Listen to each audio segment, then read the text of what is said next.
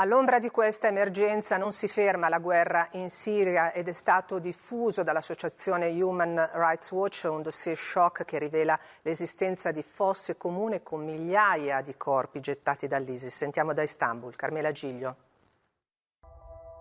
È un viaggio sul ciglio dell'orrore questo di Human Rights Watch. Siamo ad Alota, un'ottantina di chilometri a nord di Raqqa, che fu la capitale siriana dello Stato islamico. In fondo a questa gola, che percorre come una ferita un paesaggio lunare, ci sono resti delle vittime dell'ISIS, proprio come nelle altre fosse comuni, una ventina già individuate. Prigionieri finiti nella loro trappola del terrore, vittime di esecuzioni sommarie, venivano gettati in questa voragine, che i ricercatori stanno ora scandagliando con l'aiuto di droni e di software informatici.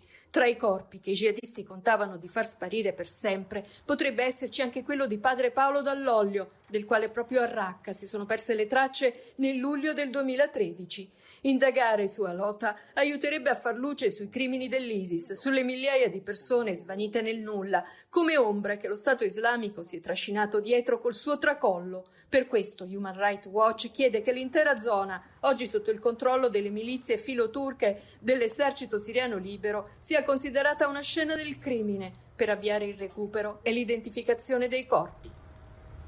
Traffico internazionale